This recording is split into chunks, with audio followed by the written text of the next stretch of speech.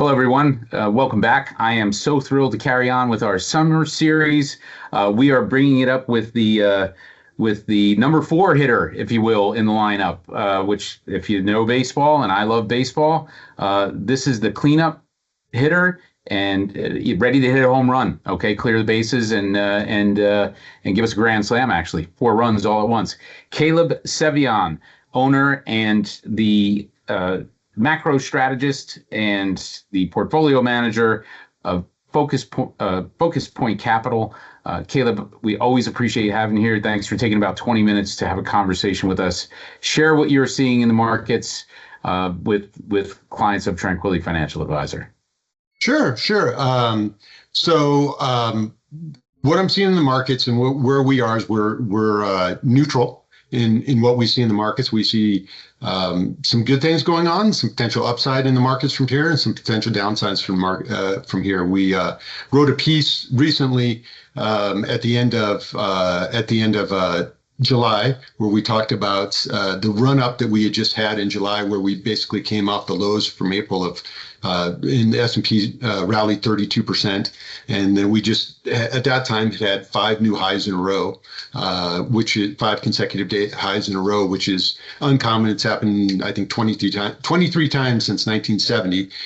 So it happens about once every 18 months to have something like that happen. And we said, okay, let's take a look at what happens after that. Because, another way of describing running up 32% and then having five consecutive highs in a row is that you're overbought. That's another good description of that. It would be overbought. So we said, what happens when you're overbought at these levels? What's next? And so we looked at, just statistically speaking, we looked at the 23 times that happened. And we said, okay, well, can we look at that, and can we draw any kind of statistical inference from that? And we said, okay, well, let's look at what happens in the next 10 days, what happens in the next 20 days, the next 100 days, and the next 180 days. And what we found was, in the short term, you tend to, when you have a market like that, you tend to have continued strength for a little while, for a week or two. You tend to have continued strength, and then you have a soft patch. And that soft patch, when I say continued strength, you have higher than average market performance for the next week or two. And then when you have momentum, you have that momentum continues. And then you have a soft patch where sometime in that next period, you have it's legitimately quite a bit softer than you would see in the next,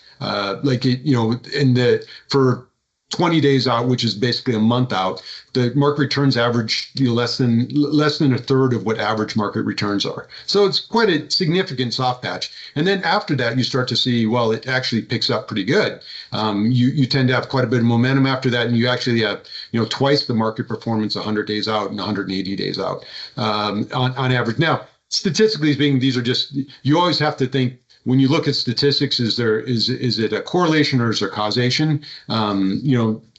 But it's interesting either way. A little bit on this is that there is a pattern here, and then you overlay seasonality with that, and the seasonality is we're just entering the two back-to-back most difficult months of the year, where the average market returns for August since 1990 were down 0.5%, and the average market returns for September were down almost 1%.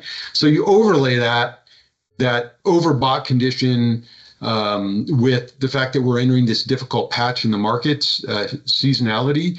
From a seasonality perspective, the stars start to kind of line up, that there will be some either softness or, there's two ways for these things to go. You can either consolidate and not go higher because you're just kind of chopping around, or you can go lower and have a correction. In this current market configuration, I think it's hard to go significantly lower because there's a lot of people who missed the rally, who've been sitting on the sidelines, who are looking for an entry point. Everybody's expecting this market correction so they can get back in. So every time there's a significant market drop, you just see fresh money coming into the market. So, and we're not timing things. Just to interject that. That's exactly what we're not doing. We're pacing ourselves, if you will, as financial advisor, as investment portfolio manager. We're pacing ourselves as it applies to that entry point, not trying to time that without a significant drop in the market. Right. That makes total sense. So that's what I see kind of that sort of describes the technical setup, right, of where we are. But that doesn't talk very much about the fundamental setup of where we are. And the fundamental setup, if you look at the fundamental setup of where we are, I mean, like we can do, if you want to do sort of basic tariff math, basic tariff math is that there's this expectation that tariff will be about a $300 billion tax. So what's the scale of $300 billion in terms of taxes? Well, total corporate taxes in the United States last year were about 550 billion. So how big is it? That was all the corporation taxes that paid for the whole country were 550 billion. So how big is 300 billion? It's big. It's a big number. It's over half of what all companies pay together. And this is going to be absorbed. If you make some assumptions and you say, a third of it's absorbed by suppliers overseas, a third of it's absorbed into margins of companies, and a third of it's absorbed into consumers, that's $100 billion into companies and $100 billion into consumers that it's going to hit. So those are ways to think about it, frameworks to think about it. Another way to think about it is like, what does that $300 billion do to GDP? What does that do? And so if you think of the entire U.S. economy being about $30 trillion economy, a $300 billion hit to GDP, that would be about, 1%. So, but we said the suppliers overseas are going to have some of that. So it means a third of that. Yeah. So if you say GDP before tariffs was running at 2.5%, so after tariffs, if you say, maybe 0.6% or 0.7%, so call it 1.8, 1.9%, then you figure in immigration's about another 0.5%. That gets you down to, if you do the rough math of, it gets you down to maybe 1.4, 1.5% back of the envelope. So you can check your math. So if we check the math and go to Bloomberg consensus for GDP back growth. Of the napkin. Yeah, back of the napkin, because I went kind of fast there. So let's look at Bloomberg consensus earning estimates from 70 economists. 70 economists, they'll tell you if the Bloomberg consensus for 2025 is 1.5%, which is exactly what I just told you, back of the envelope or back of the napkin. Yep. Which we've done that. Yep, that's right. Yeah, so we confirm that. So now you say, okay, from a fundamental standpoint, could things actually be better than that, right? Could things actually be worse? So let's just take a couple points of how things could be better, or you choose. What would you rather hear? How things could be worse or how things could be better first? Well, a couple of things. So we jumped right into it, which I wanted to do because then I'm going to get into you as a macro strategist, what it is.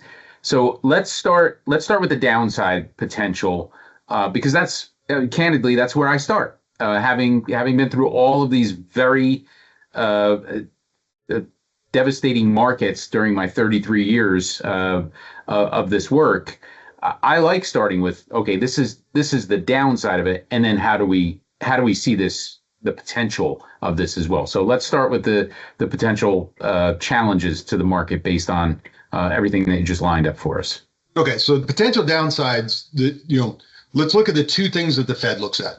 Let's look at inflation. So inflation, right now people are cheering because inflation doesn't seem to be showing up. Well, one of the reasons that inflation hasn't showed up is because it's staged in. Like the tariffs are hitting, they're changing every day. They're being delayed every single day. They just went into effect officially August 7th, right? So now you think, oh, well, you should be able to see the tariffs hit. Not so fast, because based on how the executive order was put into action, it means that anything that was purchased after August 7th is subject to the tariffs, not before. So everybody could line things up. And actually, it's even further than that. If you purchase it before August 7th and it lands before October 5th on the shores, then it's exempt from the tariffs. So what it has done, because they've been sort of people have been expecting tariffs, and because they've been staggered out, and because companies have been continuing to buy things without having to pay tariffs until potentially October 5th, which is into the fourth quarter. Like, sure, we may not see inflation hit until the end of the fourth quarter or Q1 next year. 26, right? Yeah, so this could be, so right now people are looking for inflation and being like, hey, we don't have inflation, everything must be okay. But all right, so that's number one for the Fed. What's number? You said there's two right areas that they're focused. So the other thing they focus on is the employment market. So the employment market, the Fed has said, listen, we're going to look at the unemployment rate, and we're going to gauge things off the unemployment rate. The problem is the unemployment rate may not be telling the whole story. When you look at other things, like you look at continuing jobless claims, they're at a cycle high. When you look at duration of unemployment, cycle high. When you look at people unemployed from 1 to 27 weeks, cycle high. When you look at ISM, Institute of Supply Management, manufacturing, and services surveys of employment, recessionary levels. When you look at New York Fed expectations for people who are going to lose their jobs in the next 12 months, recessionary levels. I can go on, Conference Board, University of Michigan, all at recessionary levels for employment. And the Fed saying, hey, but just look at unemployment, it's not that bad. It's like, well, maybe there's like a bigger picture here that you're missing. And so that's what Waller has said. When you look at the Fed is divided into two camps right now. There's a camp that's saying we should hold rates, and the camp that's saying we should cut rates. And there's every single couple of weeks, there's another defector over to the we should cut rates. This week there were two. Kashkari from Minneapolis Fed and Daly from the San Francisco Fed both defected over to the side of we should cut rates. And that's why when you look at the Fed funds futures contracts right now, there's a 91% probability that they're going to cut rates in September, because people are defecting because they're like, wait a second, maybe things aren't really as good as they seem like they are when you just look at the unemployment number. And so, if I want to give you a couple more that are a little scary, you could look at the housing market. The housing market's pretty scary. I mean, you got when you look at the S&P CoreLogic Case-Shiller, oh my God, that's a mouthful, index. It looks at 20 cities. 4 out of the 20 cities, prices for homes are falling. And then you've got the unsold inventory of new homes right now are 511,000. That's higher than October 2007, right?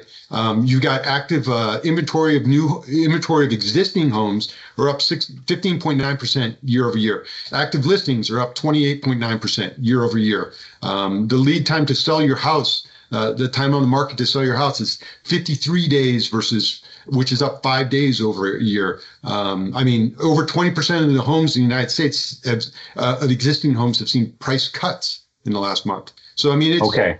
So, I'm going to pause you there. Okay. I got to stop you there because, we've got 20 minutes here and I want to get to the positive side of it. How's this? We can make it an hour, but we don't want to do that. Okay. So with that, give us a couple of the positive outcomes within the data that you're looking at right now. Yeah, so that's the flip side. So that should be enough to make you scared and be like, maybe I should just take my money and put it under my mattress.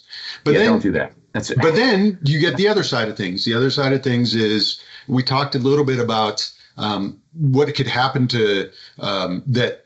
When we talked about that $300 billion of tariffs, we said $100 billion will be absorbed into margins.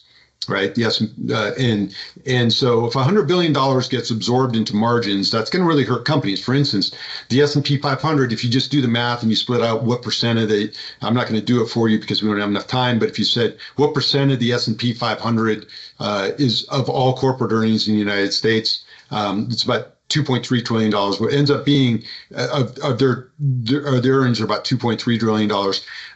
You would find that if you absorbed their relative percentage of that $100 billion, that earnings would drop 3 to 4% for next year. Okay, so that sounds pretty bad, but keep in mind right now, FactSet is expecting earnings to be up 13.6% for next year, right, for the S&P 500. And to give you some sense, the average increase in earnings over the last 20 years for the S&P 500 is something like, call it 7%.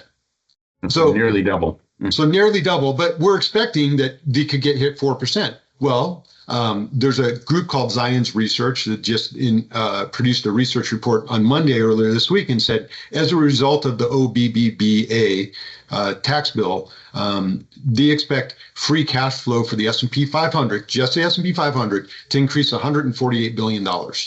So let's convert apples to apples, because I was talking about earnings and I just talked about free cash flow. So if you can convert free cash flow to earnings, that's probably about $120 billion of earnings that will increase. So we said that we're going to take a hit of $100 billion into margins.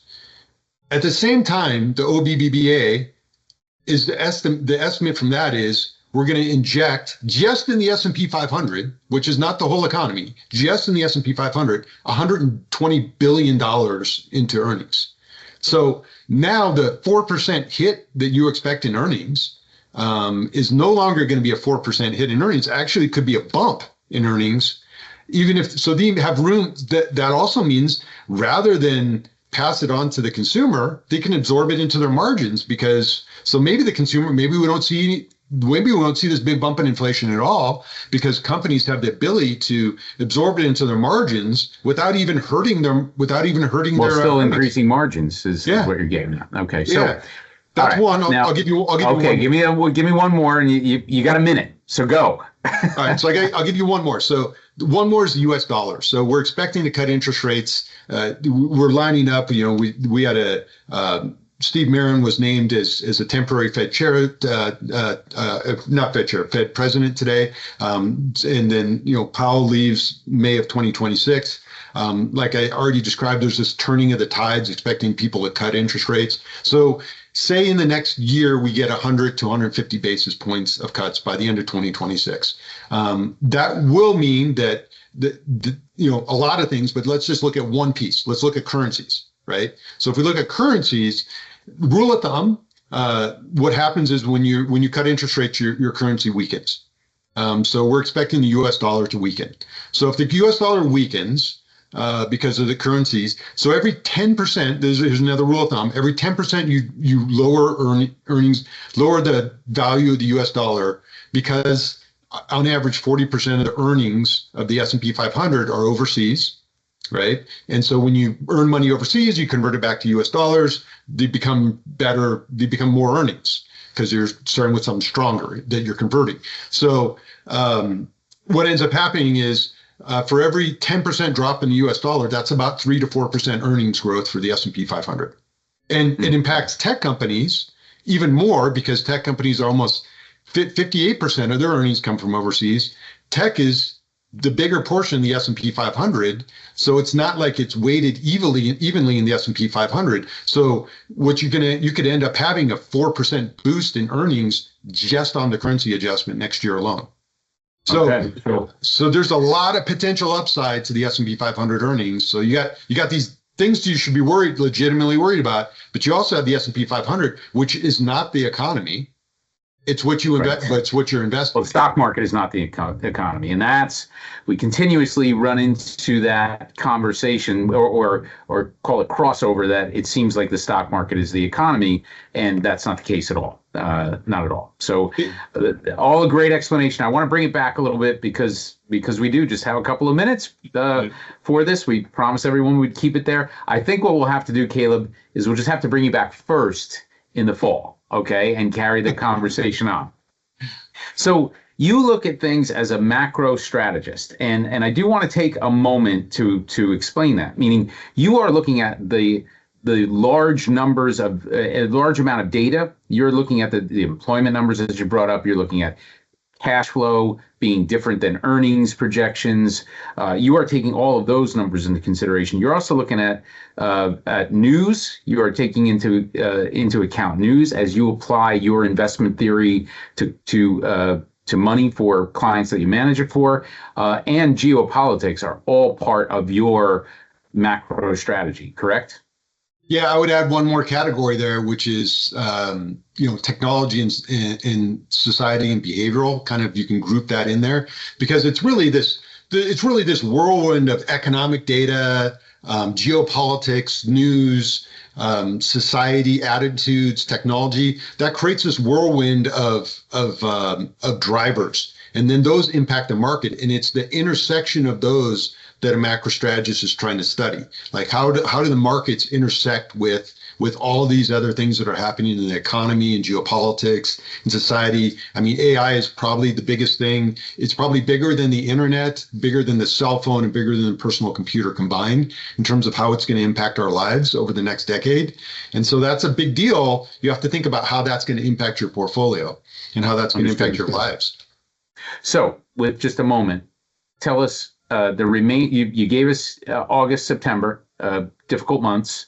Let's move past that. Just give us a moment how you're seeing the remainder of 2025 in the broad stock market, not specific to the S&P 500, broad stock market. What's your outlook for that? Yeah, I mean, I think the biggest risk is I described a lot of good things and a lot of bad things. So I think the good things in general are probably outweigh the bad things. Over the next 12 to 18 months, the good things outweigh the bad things.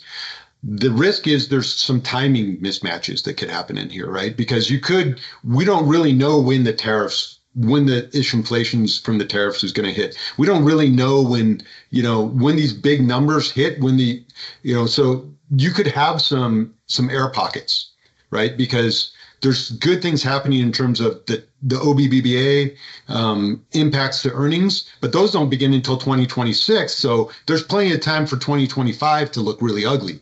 So okay. I think that there could be some, I don't know how this is all going to lay out, but I think there could be some periods of volatility before it all picks up. And then when you look out kind of beyond that, when you look at what the administration has done, is they very carefully have created an economy with a ton of incentives that are very much front end loaded to the first half, and through probably the midterm elections, right? Through a little bit over this time next Caleb, year. I gotta have a end of the year. Are we there? I gotta only because this is going to run out. So end of the year. So end of the year, I expect a better market because I think the market will start to look through and see all the positive things that are building up through 2026. Then in terms of fiscal incentives, and that the inflation probably really won't have shown up by the end of this year. It'll start to show up at the end of this year. So I think all that together will provide for a period of volatility into a better, sort of last part of the year. Yeah, and then in a decent first part of next year, while we have all this fiscal incentives, and then it could get more tricky again. Well, and that's what we'll do. We'll prepare, and we will bring you back. You're first in the fall, okay? That's my commitment to everybody watching as well, because we do have to, we do put these on a certain timer and everything. So Caleb Sevian, Focus Point Capital, thank you again. Really glad you're part of the Tranquilli roster here and talking with clients, and we'll do it again in the fall. Sounds great. Looking forward to it. Excellent. Thanks again. Thank you. Talk to you soon.